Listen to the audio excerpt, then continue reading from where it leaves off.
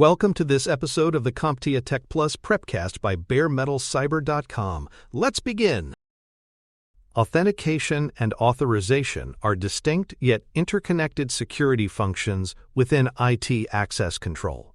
Authentication verifies a user's identity, while authorization specifies which resources that user can access after their identity is confirmed. Accounting, also called logging, tracks user activity for monitoring, auditing, and compliance purposes. The CompTIA Tech Plus exam covers identification models, permission assignment methods, and logging processes as part of its security domain objectives. Authentication is the process of confirming that a user is who they claim to be before granting access to a system or resource. This process ensures that only legitimate individuals can perform specific actions or view sensitive data.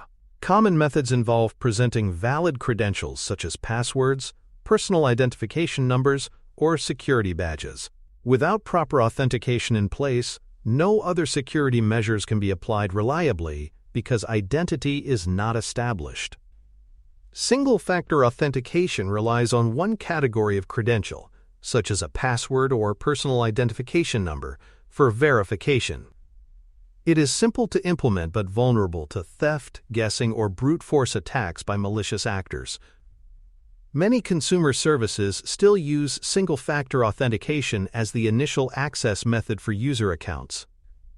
However, this approach offers minimal protection and is no longer considered adequate for systems that require strong security. Multifactor authentication combines two or more independent credentials from different categories to verify identity.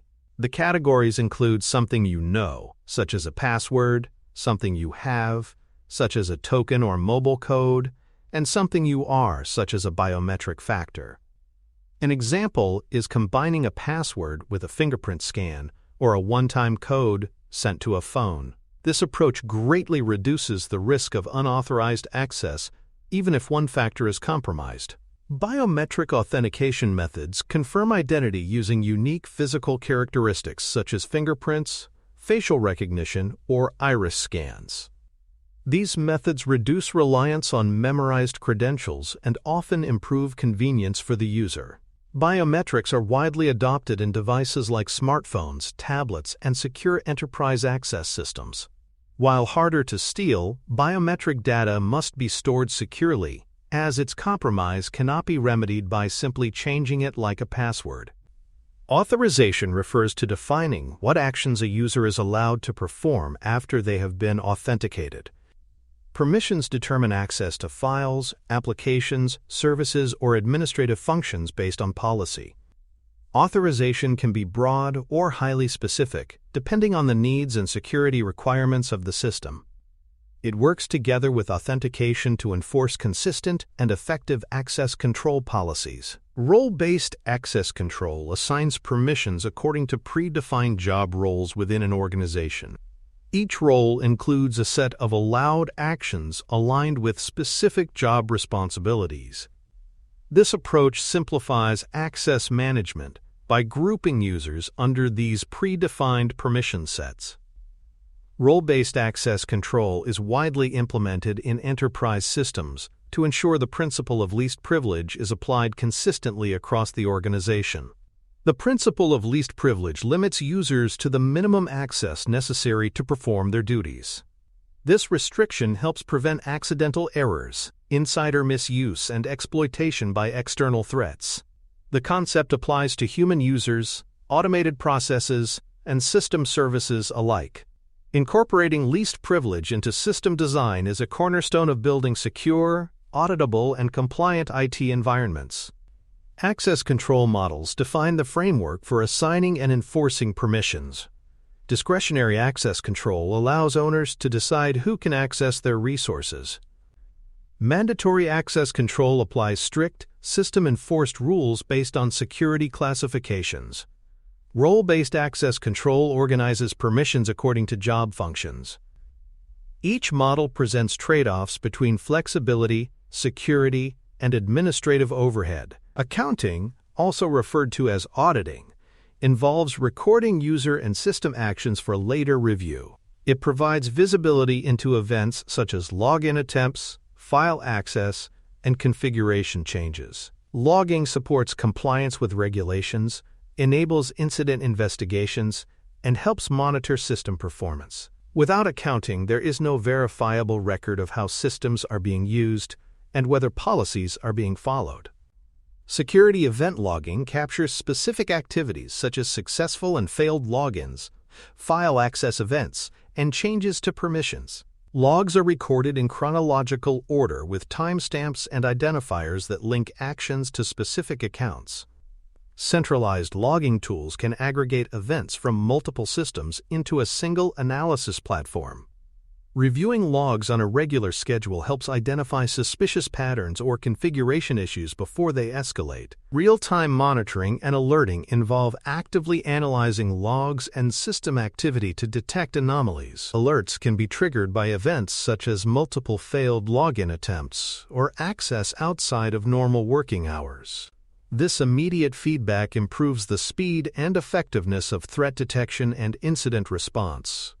Real-time monitoring is often integrated into security information and event management systems to provide centralized oversight. For more cyber-related content and books, please check out cyberauthor.me. Also, there are other prepcasts on cybersecurity and more at baremetalcyber.com. Single sign-on is an access solution that allows a user to authenticate once and then gain access to multiple connected systems without logging in again. It reduces the number of passwords a user must manage and streamlines workflow across integrated applications. However, it increases risk if the primary credentials are compromised because they control access to multiple systems. To mitigate this risk, single sign-on should be paired with strong authentication methods such as multifactor authentication. Federated identity enables a user from one organization or domain to access resources in another without creating separate accounts. This is common in partnerships, educational institutions, or multi-brand environments where shared access is needed. Federation depends on trust between the identity provider, which verifies the user, and the service provider, which grants access. Common standards supporting this capability include security assertion markup language and open authorization frameworks. Password policy enforcement ensures that all user credentials meet specific security requirements. These requirements may include a minimum length, complexity rules, expiration intervals, and limits on reuse. Strong policies help reduce the risk of brute force guessing attacks and password-based compromises. Policies must balance security with usability so that users can comply without resorting to unsafe workarounds, and they are often applied through group settings or identity management systems. Password managers store encrypted credentials within a secure, centralized vault accessible with a single master password. They allow users to maintain unique and complex passwords for each account without memorizing them. In enterprise environments, password managers can provide audit logging and controlled credential sharing. Their use discourages password reuse and improves overall credential hygiene for both individuals and organizations. Logging of access events creates a detailed record of authentication attempts, failed logins, changes in privileges, and system modifications. These logs provide evidence of access behavior over time and support compliance documentation. Event logs assist in investigating incidents, confirming whether unauthorized actions occurred, and identifying vulnerabilities. They must be secured to prevent tampering and retained according to established organizational policies. Audit trails link recorded actions to specific user accounts along with timestamps to establish accountability. They make it possible to detect misuse, enforce policies, and support investigative processes. Clear audit trails are especially critical in industries that require strict regulations such as healthcare and finance. Maintaining detailed and accurate records ensures traceability and strengthens the enforcement of security policies. Security information and event management systems collect and analyze logs from many different sources in real time. They correlate related events, generate alerts for suspicious activities, and present data in dashboards for monitoring. These platforms support incident response, regulatory reporting, and threat analysis.